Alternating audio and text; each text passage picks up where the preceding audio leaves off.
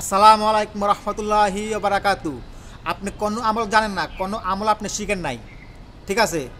তাহলে আপনি কোরআন শরীফের পড়তে পারেন না, কোরআন শরীফ শিখেন নাই, ঠিক আছে?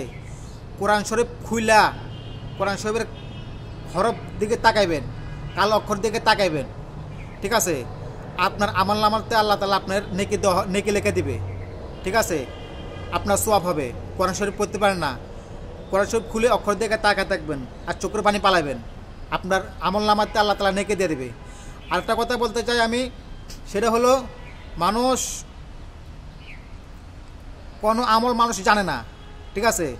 রাত্রে ঘুমানোর সময় আল্লাহকে নিয়ে নবীকে চিন্তা নিয়ে যদি মানুষ কান্না করে, আল্লাহকে নিয়ে নবীকে নিয়ে যদি মানুষ কান্দে রাত্রে নিশি রাত্রে, তাহলে প্রতিদিন এই কাজটা যদি করতে পারে তার চেহারা উজ্জ্বল হবে, যে কোনো তার চেহারা উজ্জ্বল হবে, যে কোনো তার চেহারার দিকে রেললে সে তাকাই থাকবে, ঠিক আছে?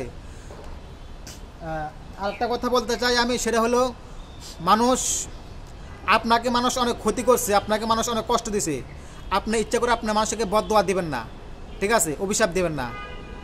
আপনি বলবেন আল্লাহ তাআলা, আপনি বলবেন হে আল্লাহ, আপনি ওনাদেরকে আপনি হেদায়েত দিয়ে দেন, ঠিক আছে? অভিশাপ দেবেন না। আল্লাহ ছাড়া কোনো মাবুদ নাই এই পৃথিবীতে, ঠিক আছে?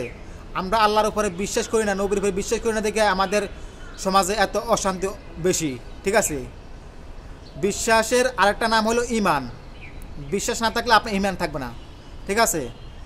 আর আর একটা কথা বলতে চাই আমি, মানুষ যদি আল্লাহকে চিনত, নবীকে চিনত, মানুষ এত সমস্যায় পড়তো না, ঠিক আছে? আরেকটা কথা বলতে চাই আমি, সেটা লাস্ট কথা হলো, মানুষ মনে করেন যে এই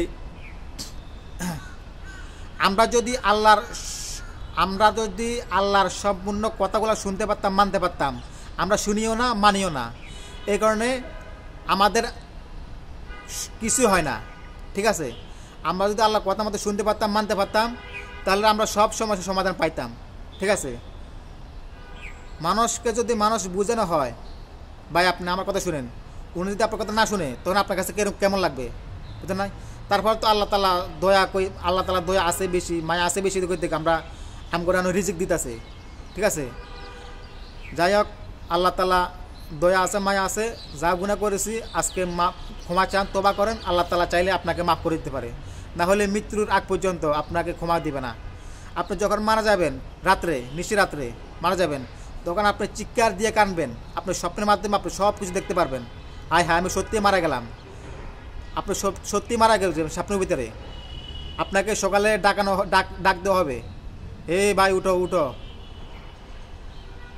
উঠবে না, কারণ সে মারা গেছে।